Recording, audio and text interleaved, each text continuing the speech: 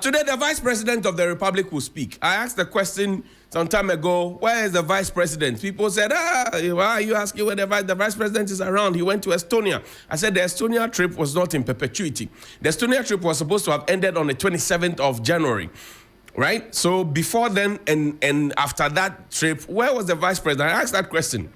Yesterday, I saw a video. Mr. Bernard Avler of CTFM was also asking the question, where's the Vice President? Interestingly, nobody is insulting him. It is me that they find pleasurable to insult. But I've told you, when you insult me, you ginger me. I like it. So carry on. Go ahead. I will keep asking my questions. Now, the suggestion that Dr. Bawumia was not responsible for anything should be discarded immediately. Put the what do you call it? Dr. Bawumia's post on the screen. 27 June 2020. It's his official Facebook page. 27 June 2020. He says, I congratulate my boss, President Nana Addo Dankwa Akufo-Addo, on his acclamation as the flag bearer for the New Patriotic Party in the 2020 general election.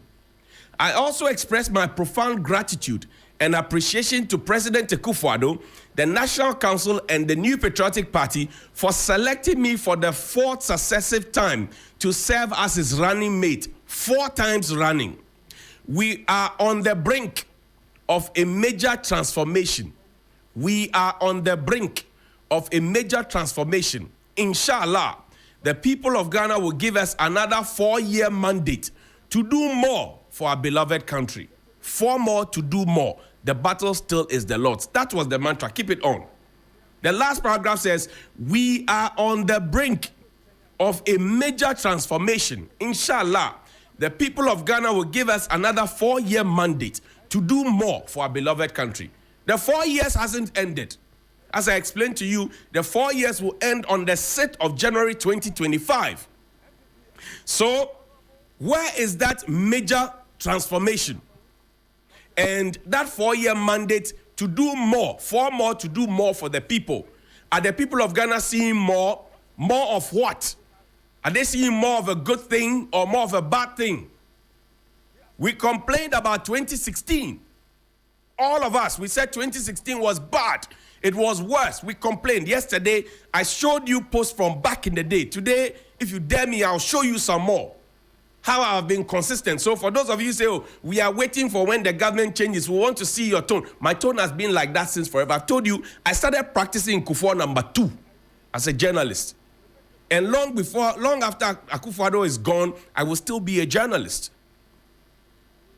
So the question is this, and the first question that Dr. Bawumia should be answering today is that, where is that major transformation? Because in 2016, we said it was bad. We complained about it. Today in 2024, we are even struggling to hit the lowest low of the 2016 era. Today in 2024, we are still begging IMF. The second tranche has not come. Today in 2024, if we ask the same question that President Akufo-Addo asked, Petro numu tumito, what will be your answer? Petro numu tumito. Dokno 1 cedi numu tumito. The boy didn't too much. Today, Kenke is 5 cities. And it all fixes into the economic structure. So the major economic indices, or the major indices of the economy, is Dr. Bawumia able to talk about it? Come to me. One of the questions that Dr. Bawumia should be answering is about the e-levy. Dr. Bawumia spoke in the past about e-levy and said it was not a good thing. He spoke on radio on Joy FM. Today, e-levy is on. All the things that we were told that e-levy would do, create employment, fix our roads, pay contractors, bring more food, everything else, create businesses, we have not been properly accounted to. But Dr. Bawumia does not have an official position of what e-levy is. Does he support it? Does he not support it? What is his bold solution for e-levy? Because he says today he's going to give us bold solutions. So what is his bold solution for e-levy? What is his bold solution for the 170-something questions that he put to Vice President Emisata? Does he have answers to the questions? Because he said if those questions are answered, the economic situation will be made better. So with the benefit of power, he should be answering those questions, because now we don't need bold solutions for the future. As I said, the mandate is until 2025, 6th of January. So between now, February 7th, and the 6th of January, he has time. Why are we talking about the future? It's akin to somebody who came to you, asked for a contract, you gave them the contract, they have not executed the contract, but they are asking for another contract. Now, the question is this: if you come to me and ask for a contract, and I give you a contract, the execution of that contract and how you perform will determine whether or not I'll give you another contract or not. There's a fundamental question that Dr. Bawumia must also answer. Play that video for me, please. That I stated in 2014, that if the fundamentals are weak, the exchange rate will expose you. That was true then, and it is true now. It is 100% correct.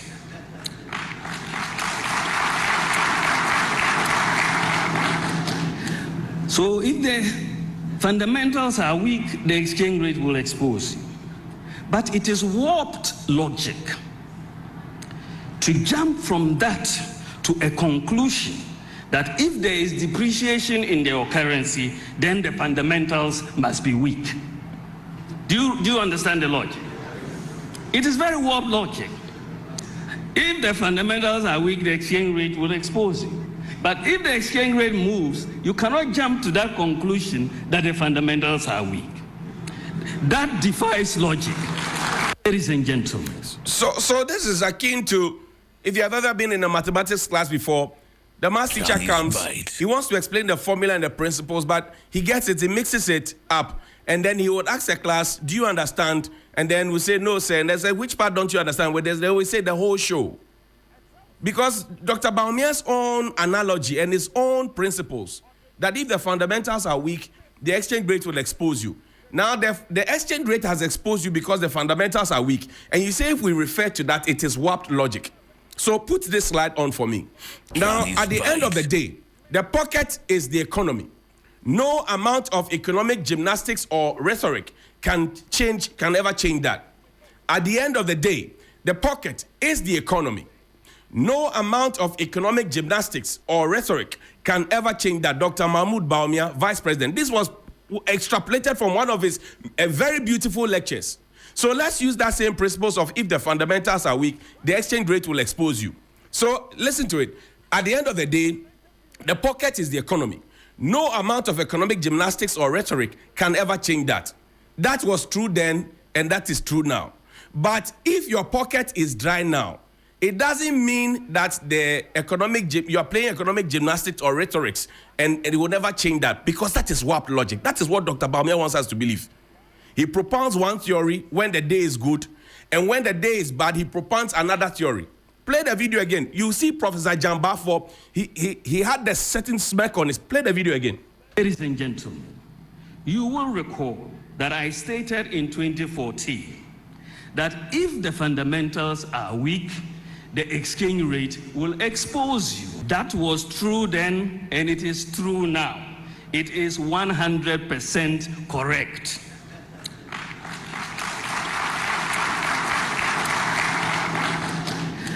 So if the fundamentals are weak, the exchange rate will expose you.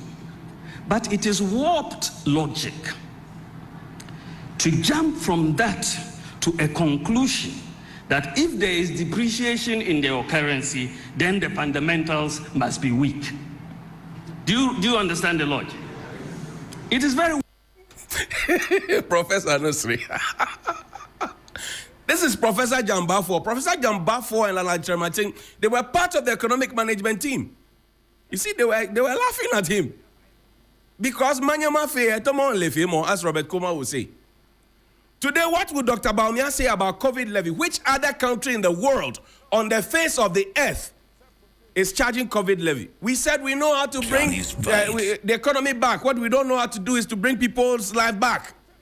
Today, we appreciate the fact that the economy is bad. People are suffering. They don't have, disposable income. Their savings have been taken away from them. They have been given unnecessary haircut that they didn't ask for. An economic situation is so bad, yet we keep introducing taxes. From the same man who said that we are moving from taxation to production. Where is the production? What are we producing?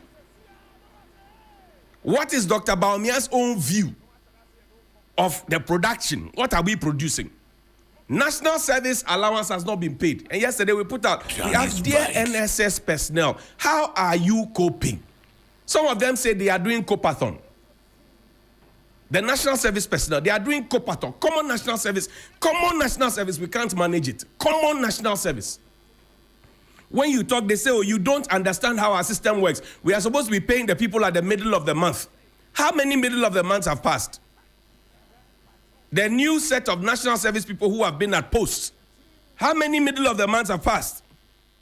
Today, we are even shamefully going to charge VAT on ECG, electricity consumption.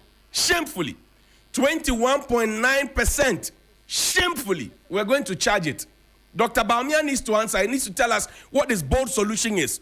Dr. Bawumia needs to be telling us what his bold solution is for the growing youth unemployment and how the young people of this country are running away. Those who are not running are dying by accident. Our president is not interested in them. He's interested in, a king who is 75 years and has lived his life fulfilled scriptures.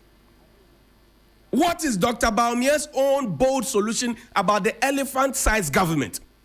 Because they are cutting everybody to size. They are cutting NSS people. They are cutting old people, bond holders. They are cutting young people. They are not getting jobs. So Dr. Bawumia and his government, with Nana Akufo-Addo, they owe all stages of life. Pensioners, they have taken their savings from them.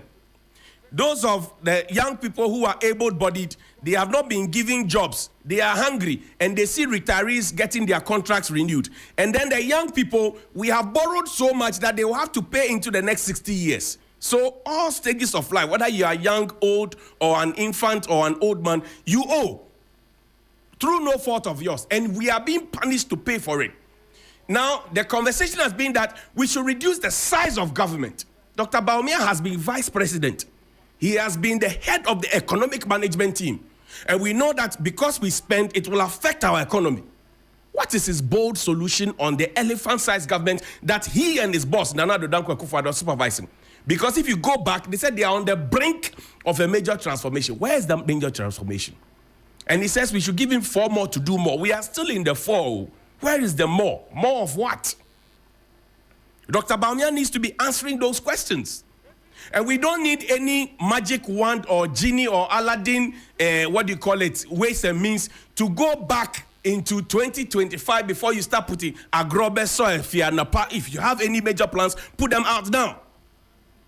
What is your key solution now? Because now your finance minister says we are bending the corner, we have bended the corner, we have turned the corner. We don't know which corner is, if it's one corner or corner in Osu, we don't know. But you say we have turned the corner. We want the solutions right now. We don't want a futuristic solution because in 2015, 2014, 2012, 2000, you told us about solutions in the future. Today is the future. You made us believe that it was so bad then. We agree. And the fact that your mismanagement or your bad governance is making John Mahama look like an angel doesn't mean that John Mahama did nothing wrong. Don't get me wrong. John Mahama had his own faults. He has boldly admitted that he has faults. And that given the chance, he will correct them. Tell me which of the faults of this government, Dr. Bawumia, you as head of the economic management team, tell me which one you have accepted. When you took over power, how much were you buying a liter of fuel for? Today, with the benefit of power, with you, gold for oil, all those initiatives, novel. Are you able to tell us? Are you able to tell us? You should be giving us your scorecard, your report card today. Today, you should be giving us your report card, Dr. Bawumia. You should not be giving us any futuristic ideas. You should be giving us your future plans today. Your future plans are not what we want. We want your report card. We want your scorecard. How have you fared? And those things that you proposed in the past, which were going to be on as a brink of major transformation, how have they affected us? How have they affected us? We need to know. We need to ask those questions, and you owe us answers, Dr. Bawumia. So don't hide behind, you are going to give us a future plan, a bigger vision, a broader vision, a bold solution in the future. But boss, we don't care about the future now. We need to survive now to be able to live in the future. So where is the plan now? That's what we need to know.